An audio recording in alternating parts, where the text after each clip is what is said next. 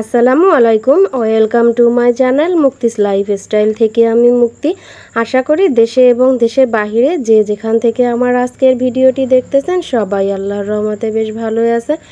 আমিও আমার পরিবারের সবাইকে নিয়ে আল্লাহর রহমতে আপনাদের দোয়ায় বেশ ভালোই আছি। তো আজকেও বাবার বাড়ির আরেকটি ভিডিও নিয়ে আপনাদের সাথে শেয়ার করতে চলে আসলাম।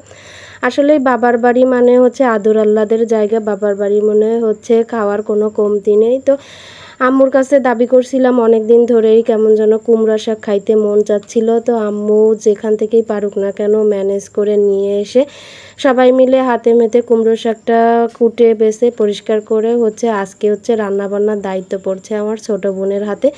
আগের দিন আমি রান্না করছিলাম, তো ছোট বোন বলল আজকে আমি রান্না করি। এই কারণে ছোট বোনই আজকে সব কিছু রান্নাবান্নার অ্যারেঞ্জমেন্ট করতেছে।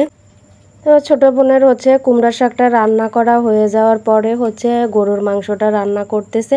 আমার মেয়েরা আবার খুব মাংস পছন্দ করে দেখে বাবার বাড়িতে যে কয়দিন ছিলাম একটা না একটা মাংস রান্না করা হয়েছে। তো আজকে গরুর মাংস রান্না করছি। আমার ছোটো বোনের রান্নার হাত তো বেশ ভালোই। আপনাদের সাথে আমি এর আগে আমাদের বাড়িটা শেয়ার করছিলাম। আজকে আপনাদের সাথে আমাদের বাড়িতে কি গাছগাছালি আছে এইগুলো একটু শেয়ার করতেছি।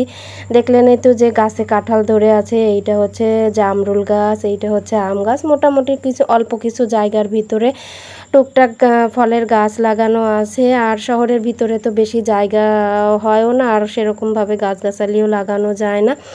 তো গরমের ভিতরে একটু স্বস্তির বৃষ্টি নামলো। অনেক গরম পড়ছিল, তারপরে একটু বৃষ্টি নামছে।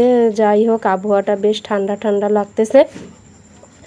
তো আজকে আমার ভিডিওটি শুরু থেকে শেষ পর্যন্ত দেখে কারো যদি ভিডিওর কোথাও কোনো অংশে যদি এতটুকু ভালো লেগে থাকে তাহলে ছোট্ট একটা লাইক দেওয়ার অনুরোধ থাকলো। আর আমার চ্যানেলটিতে যারা নতুন বা প্রতিনিয়ত যারা আমার চ্যানেলটি দেখে যাচ্ছেন কিন্তু সাবস্ক্রাইব করতে ভুলে যাচ্ছেন, তারা প্লিজ আমার চ্যানেলটি সাবস্ক্রাইব করে আমাকে বেশি বেশি করে সাপোর্ট করবেন। যারা অলরেডি সাবস্ক্রাইব করে দিয়েছেন তাদেরকে অসংখ্য ধন্যবাদ। এদিকে নাজিফা আবার হঠাৎ করে অসুস্থ হয়ে পড়ছে দেখে হসপিটালে আসছি। তো ওর রিপোর্ট করে তারপর আমরা বসে আছি। সবাই আমার নাজিফার জন্য দোয়া করবেন যেন রিপোর্টটা ভালো আসে। তো আগামী ভিডিওতে নাজিফার রিপোর্টের আপডেট দেখাবো। আল্লাহ হাফেজ।